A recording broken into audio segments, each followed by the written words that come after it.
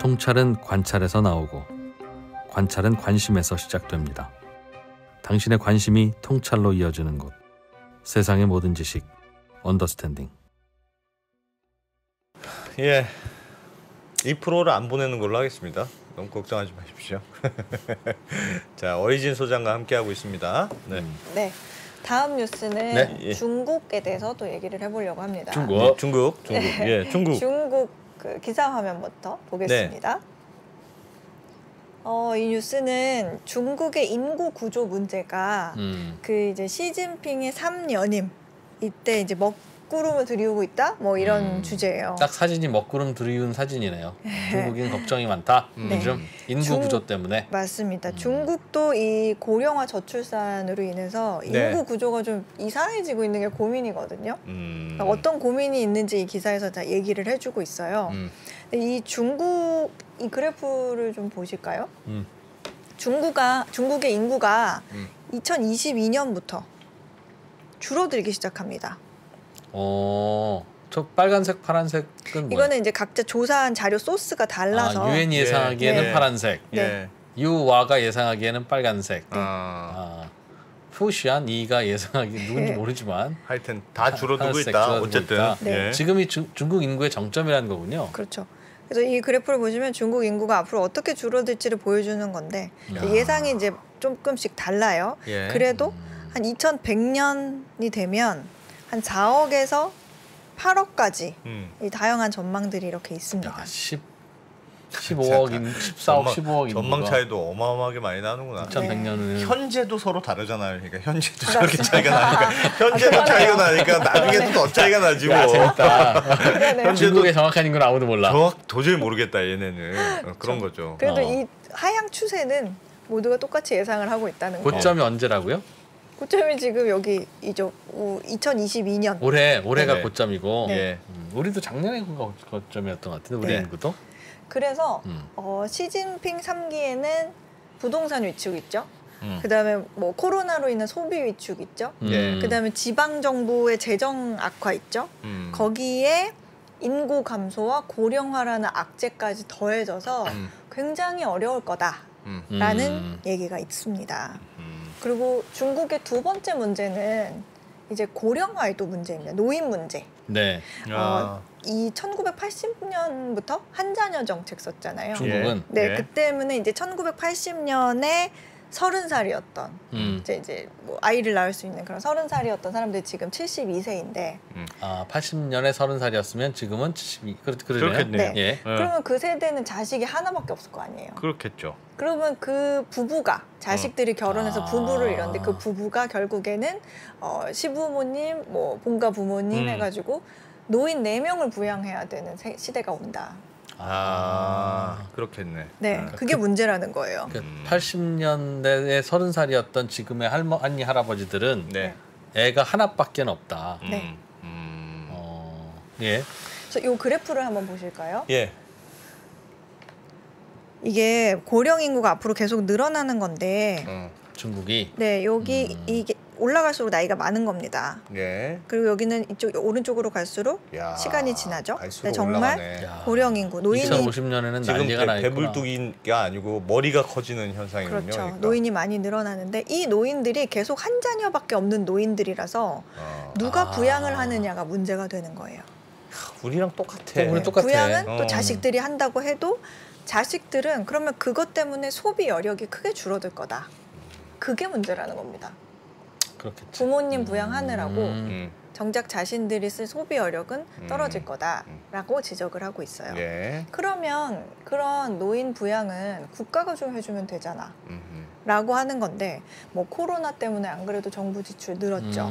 예. 부동산 죽는 바람에 지방정부 예산 힘들어져서 이런 상황이 지속되면 또 중국 정부가 노인들까지 부양할 수 있을까라는 의문이 제기가 든다. 계속되고 있다. 네. 그런 내용이 있고요. 파이낸셜 타임즈는 그냥 간혹가다 한 번씩 저렇게 그냥 중국의 속을 긁는 기사들을 중국이 쓰는 것 걱정된다. 같아요. 파이낸셜 타임즈가 중국 칭찬하는 기사를 본 적은 없어. 와. 네. 네. 그리고 또 하나는 중국의 인구의 큰 문제는 또 출산율 감소. 출산율 감소인데 매년 태어나는 아기의 숫자가 이 그래프를 한번 아기도 안 태어나고 있어요? 보시면 시진핑의 통치가 시작된 게 2012년인데 예. 그때부터 2021년 사이에 한 45% 이상 감소하죠. 저게 매년 태어나는 아기의 숫자입니까? 네. 밀리언이니까 한 지금 1,000만 명쯤 태어나고 있네요. 1,060만 명 네. 정도 이제 됐습니다. 예. 그러니까 완전 추세가 완전히 하향 추세군요. 이거. 우리나라도 사실 좀 비슷해요. 우리나라는 한 30만 명 정도가 1년에 매년 태어나거든요. 근데 그 비율을 따졌을 때 5천만 명에서 아기가 30만 명 태어나는 거랑 15억 인구 중에 지금 1,000만 명 태어나는 거랑 비슷비슷하다. 하면 굉장히 유사한 상황이다. 이렇게 볼 수가 애 있죠. 안 낳는 정도가 중국이나 우리나라랑 매우 마찬가지다. 이게 우리나라 연도별 신생아 숫자거든요. 봐요. 네, 사진. 네, 요. 우리도 뭐 완전 와, 20몇만 명이 됐네요. 네. 이게 중국 거고 진짜 이게 우리 나라 걱정이다. 건데. 예. 아무튼 코로나도 뭐 중국 때문인지는 알 수 없지만 2021년과 2022년에 각각 100만 명씩 아기들이 적게 태어났다. 100만 명씩 감소를 했습니다. 팍팍 뚫어주고 있네 진짜. 네. 그래서 중국이 우리나라와 또 비슷한 것 또 하나가 이런 인구 감소 원인이 비싼 주택 가격 그리고 교육비라고 생각하는 거예요. 교육비 얘기는 중국의 교육비 굉장히 많이 들어간다 하는 거 예전에 제가 한번 설명을 해드린 적이 있는데 평균 자녀 양육 비용이 미국 같은 경우에는 1인당 GDP의 4배인데 중국은 7배 정도가 더 높아요. 네. 우리가 요즘 국민 소득이 얼마죠? 3만 불. 3만 불? 3만 불에 우리도 한 7배 될 텐데. 20만 불. 그러네요. 그리고 아이 하나 키우려면 한 3, 4억 들죠? 한 명당 쭉 키우는데 먹는 거, 입는 거, 교육비 다 해서 뭐 나중에 뭐 전세금 안 준다고 생각하더라도 그러겠죠. 그렇죠. 그리고 또 마지막으로 또 중국이 출산율이 낮은 이유는 이 표를 보시면 알 수 있는데 높은 낙태율 때문입니다. 이게 낙태율도 높군요. 예, 여성 1,000명당 낙태 야, 보니까 숫자입니까? 중국이 1위고 2위가 인도네요. 네, 맞습니다. 중국, 인도는 많다. 네. 이런 게. 일본은 1,000명당 5명인데 중국은 1,000명당 50명이네요. 야, 저거는 그러니까 이제 뭔가 컬처의 차이인 거예요. 이거는 그렇죠? 진짜 그렇죠. 그렇게 봐야죠. 이거는 뭐, 완전히 문화의 차이라고. 뭐 때문이라고 생각할 수 없이. 예. 그렇습니다. 그러니 아이가 덜 태어나는 거 아니냐 더. 네. 그래서 중국의 이런 인구가 감소하는 문제는 비단 그냥 인구가 감소하는 것뿐만 아니라 시진핑 집권 그 사면임에 굉장히 어려운 더 문제가 될 거다. 굉장히 안 좋은 소식이다라는 기사가 중국의 있어서. 인구 문제는 우리나라의 인구 문제하고 아주 흡사하네요. 네, 그렇습니다. 아주 매우 흡사합니다. 애 적게 태어나는 거, 인구 피크 친 거, 뭐 다 그러네요. 남의 일이 아니죠, 뭐. 네. 그리고 다음 뉴스를 하나 보면요. 이거는 곧 다가올 미국 선거, 중간 선거 맞이해서 좀 나온 기사인데, 미국에 왜 이렇게 국회의원이 늙고 있냐? 자꾸 이렇게 늙어만 가지? 그런 기사예요. 국회의원도 나이 먹잖아요. 그러니까 가만히 있으면 그냥 나이 든 거 아닙니까? 실제로 미국에 늙은 의원들이 너무 많다. 나이 든 의원들이 너무 많아요. 그건 우리나라도 죄송합니다. 근데 우리나라도 그 지금 국회의장이신 김진표 국회의장이 한 75세 정도 됩니다. 우리도 나이 만만치 않게 많을 텐데. 여러분들이 많이 60세 아시는 이전에는 회사 다녀야 되니까. 여러분들이 많이 아시는 낸시 펠로시 있죠?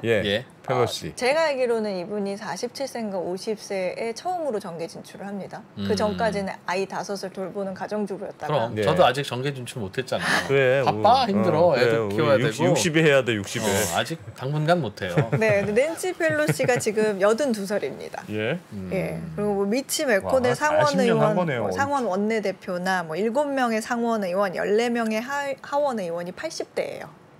굉장히 많죠. 근데 원래 미국에 그렇다면 의회에서는 의원들이 나이가 많은 게 전통인가? 아닙니다. 이 그래프를 보면 나오는데 United States Congress members by age. 1980년대 이후로 예, 70세가 넘은 의원들의 비율이 빠르게 늘고 있어요. 미국의 의회 국회의원이라고 하면 안 되지. 의회 국회의원인지 의원. 의회 의원인지를 네. 정확히 얘기해야 됩니다. 요즘 아시죠? 죄송합니다. 그거만 헷갈리면 의회 네. 의원들이 안 돼요. 네. 누가 창피한지가 아주 확실히 달라지기 때문에. 예. 네. 미국 전체 인구 중에 40세 미만이 한 50% 정도 되는데 네. 40세 미만 의원은 20명 중에 거의 1명꼴로 이만큼 낮고 그래요. 예. 점점 젊은 의원은 줄어들고 여기는 70세 이상은 늘었죠.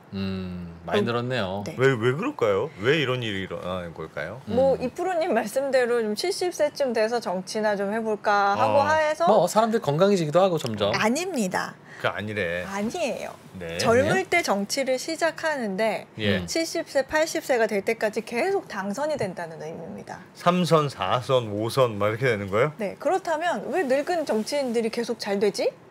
그렇지. 왜 물갈이가 안 되지? 안 되지? 어. 라고 한다면 그거는 전문가들의 말을 인용해서 이코노미스트가 이렇게 얘기를 하는데 예. 첫 번째 이유는 incumbency advantage라고 하는데 그게 뭐예요? 현직 효과라고 합니다. 현직 효과. 네, 현직 의원이 또 당선되는 가능성이 높다는 거예요. 높다. 아무래도 아무래도 그렇겠죠. 친숙하니까. 인지도? 계속 된 친숙하니까. 사람이 또 되고 예. 하면서 고령화가 되는데 그 이유는 뭐 아시다시피 뭐 인지도라든지 뭐 홍보 이런 거에서 효과가 높기 때문에 유리하기 때문이고 현직에 출마한 지역구에서는 그래서 좋은 경쟁자가 안 나온대요. 현직 의원이 거기에 출마를 이 하면. 지역구에서 현직 의원이 출마하면 네. 그 지역구에서는 경쟁자가 나 저기 안 갈래. 그래서 현직 의원은 더 쉬운 더 선거를 쉬운 상대와 하겠죠. 싸우게 되는. 네. 그러면 또 강화가 현직이 되는. 또 당선되는 빈도가 높아지게 되고 두 번째는 의원들이 이제 물갈이가 되려면 선거 때마다 새로운 인물을 공천하면 되잖아요. 예. 그렇죠. 그런데 예. 미국은 우리나라처럼 정당이 후보로 공천하는 게 아니라 지역 구민들이 투표로 공천자가 만들어집니다. 선정을 해요. 그럼 네. 거기서도 인지도 높은 사람이 후보가 된다. 그렇죠. 신인들이 후보가 되기는 좀 어렵죠. 현직 효과가 매우 강하다. 점점 더 네. 강화되니까. 전략 공천 이런 게 약하다 이거죠. 그렇죠. 돈을 많이 쓰면서 이제 인지도를 높인 인물이 좀 후보가 되는 경우가 많은데 신인들은 조금 어렵죠. 오히려 나이 많은 인물들이 좀 후보가 되기가 예. 쉬워서 그래서 네, 그런 이유로 계속해서 의회 의원들이 계속 고령화가 되고 있다. 네, 그런 그런 이유 그래프를 같다. 해석하는 기사가 있어서 가지고 왔고요. 뭐 그럴 거예요. 뭐 우리도 그렇네 뭐. 근데 그게 큰일이에요. 그러니까 젊은이들이 의원이 되지 못하는. 사실은 훌륭한 인재들이 음. 의회로 가려고 하진 않죠. 잘. 뭐 악순환이죠. 저도 지금 약 한 50세까지 살아봤더니 예. 40세 때가 제일 괜찮은 2%였던 것 같아요. 50세 지금의 이제 2%는 꺾였어요. 제가 생각해도 40세 2%보다 품질이 떨어집니다. 괜히 실없는 소리나 하고. 네. 점점 그렇게 되는 거죠. 뭐. 그래서 빨리 젊은이들이 중요한 일을 해야 되는데 네. 왜 안 하겠어요? 다른 할 일 많으니까 아니 뭐. 정치를 시작하면 그 다음부터는 무조건 정치권에 남아 있지 않으면 네. 40세에 국회의원 출마해서 당선돼서 다음에. 한 4년 임기하고 45세에 어디 취업해서 다시 회사 생활 해도 되잖아요. 네. 그런데 45세에 취업하는 게 가능합니까? 안 되지. 어디 괜찮은 직장에 정규직이 자리를 비워줘야 그 사람이 들어가는데 괜찮은 직장의 정규직은 평생 고용이잖아요. 그러니까 고용의 안정성, 해고의 어려움 예. 이런 예. 게 우리나라 정치를 망치고 있다라고 저는 이연사 힘주어 외칩니다. 또 그걸 그렇게 연결합니까? 품질 괜찮네요. 다양한 해석. 네. 근데 오히려 유럽 같은데 보면은 오히려 네. 젊은 정치인들 굉장히 많이 나오고 있기는 한데 네. 미국은 이게 고령화가 굉장히 고착화가 돼 있죠. 네. 제가 예전에 어디 TV 무슨 다큐멘터리에서 영국의 그 국회의원 선거하는 걸 쭉 따라가는 그런 걸 봤는데 거긴 다 그거예요. 뭐 이렇게 공공 이연사 이런 게 없고 네. 모든 대부분의 그 의회 투표 활동이 선거 활동이 운동화 신고 집집마다 찾아가서 똑똑똑 저는 누굽니다. 안승찬입니다. 한 표 제- 부탁드립니다. 네, 이거요? 제 공약은 이런 겁니다. 여러분 아. 문 앞에 서서 또 똑똑똑 이거를 계속하는 거더라고 보니까. 아하. 그 되게 좋아 보이더라고요. 이 큰 소리를 낼 수가 없대요. 그래서 막 노래 나오면서 여러분 누구당 뭐 이런 게 없고 굉장히 좋아 보이더군요. 네. 네. 그리고 시간이 없네. 예, 없나요? 죄송합니다. 있나요? 채팅창에서 그만해라. 아니 이 프로가 말도 안 되는 실없는 소리를 잘하는 걸 보니 딱 국회로 갈 정치하면 때가 딱 국회로 갈 때가 됐다. 이제 마음의 준비가 다 됐다. 이제 최고의 조건을 갖췄다. 진짜 너무하지 않아요? 물론 맞는 말이긴 해. 맞는 말이긴 해. 그러나 그렇게 콕 집어서 그렇게 얘기하는지 참. 정말 예리하십니다. 예. 조금 시간 남았습니다. 하나 더 해주세요. 하나 더 해주세요. 네, 예. 간단하게 보여드리면 이거 사실 저번 주에 보여드리려고 했었던 건데 화면 보시겠습니다. 화면을 보시면 이 홍수의 리스크를 보여주는 그래프예요. 홍수 위험이 가장 높은 국가에 대한 통계가 나왔는데 이게 전 세계 지도인데 이 파키스탄 홍수처럼 언제 어떤 나라에서 갑자기 비가 하염없이 쏟아질지 모르는 상황이잖아요. 이게 네이처에 게재된 연구 데이터를 활용한 그래프예요. 아, 세상에. 그래서 전 세계 인구 중에 전 세계 인구가 한 79억 정도 되죠. 그 중에 한 18억 1천만 명 정도의 사람들이 100년 중에 한 번꼴로 홍수 피해에 노출되어 있다라는 걸 보여주는 그래프인데 색이 진할수록 홍수의 위험이 높은 국가입니다. 홍수. 이 통계에 따르면 가장 위험한 곳은 아시아 국가예요. 예. 아시아 국가인데 이제 국가별 인구 비율로 봤을 때 가장 위험한 곳은 네덜란드입니다. 네덜란드가 위험하다. 전체 인구의 59%가량이 홍수 피해에 노출돼 있다. 네. 그리고 그다음은 방글라데시. 그러니까 거의 인구의 절반 이상이 홍수로 위험에 처할 수 있는 국가들이고 나머지는 뭐 베트남, 이집트, 미얀마, 라오스, 캄보디아. 그다음에 뭐 유럽 중에 상위 20위에 속한 곳은 오스트리아나 뭐 알바니아 이런 곳이에요. 네덜란드는 왜 이럴까요?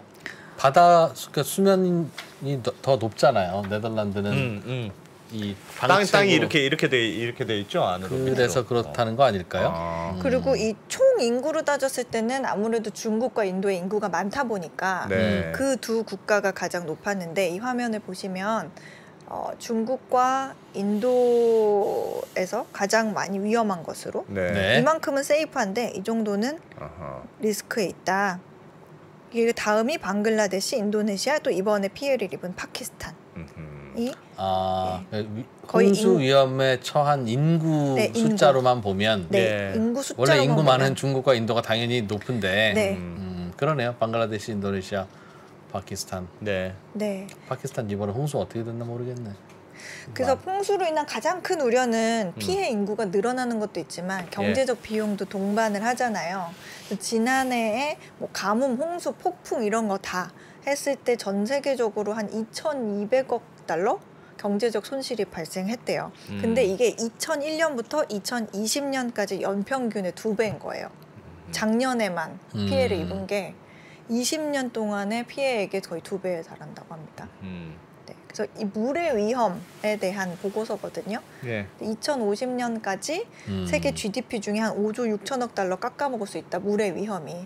그 중에서도 홍수가 한 36% 이상을 차지한다. 그런 얘기가 있어서 가지고 왔습니다. 우리나라는 물에 관한 뭐 그래도 안전하기도 하고 깨끗한 물 많고 뭐 그런 나라죠. 그렇죠. 우리나라는 그래도 뭐 물이 좋다고. 네, 아까 지도에서 보셔도 홍수에 대한 위험은 굉장히 옅은 색깔로 나와 있어요. 산이 70%인데 뭐. 강남만 조심하면 돼. 강남만. 강남역. 강남역. 거기만 조심하면 됩니다. 에이. 참. 네. 알겠습니다. 야, 재밌는 얘기 많이 들었네요. 네. 어디서 이렇게 또 다양한 외신 얘기를 가져오셔서 보면 재밌기도 하고 외국 기자들도 뭐 그냥 뻔하네 뭐 그런 생각도 들고. 그렇죠. 이 사람들도 아이템 없구나 그런 생각도 가끔 하고. 알겠습니다. 네. 요 지금 입고 있는 옷은 3프로 TV 굿즈 아니 언더스탠딩 굿즈. 네, 언더스탠딩. 이번에 언더스탠딩으로 처음 만든 거죠? 그동안 백브리핑으로 했다가 이제 언더스탠딩 쓰신다고 하셔서 네이버에서 언더스탠딩 띄고 굿즈를 검색하시면 어디 가서 살 수 있는지도 링크가 있다고 하고. 사실 여러분이 뭐 살려고 맘만 먹으면 뭐 사실 다 살 수 있죠. 뭐 그거 안 사주려 그러니까 뭐 없는 거지 뭐. 알겠습니다. 네. 자, 여러 가지 상품이 돼 있으니까 자 이제 많은 돈을 쓰실 때 앞으로 계속 나옵니다. 예, 마음의 준비를 단단히 하셔야 됩니다. 연말 실적이 저희가 불안하기 때문에 저 지금 김프로 형한테 전화 받습니다. 네. 예, 고맙습니다. 고맙습니다. 네. 최근에 이제 매크로 경제 환경에서 가장 많이 나오는 얘기가 이제 인플레이션이죠. 이 매크로 경제라는 게 우리 일상생활에서나 아니면 투자에서나 굉장히 큰 영향을 주는 게 맞는 것 같습니다. 매크로 경제에서 가장 중요한 게 금리, 환율, 물가 이런 거거든요. 금리가 높을 때 유리한 기업이 있고 금리가 낮을 때 유리한 기업이 있을 겁니다. 환율이 높을 때 유리한 기업이 있고 환율이 낮을 때 불리한 기업이 있을 겁니다. 유불리를 논하면서 같이 그 기업에 대한 분석을 하거나 투자를 하는 게 조금 더 도움이 되지 않을까요? 상반기 최고의 베스트셀러 인플레이션에서 살아남기. 지금 서점에서 확인하세요.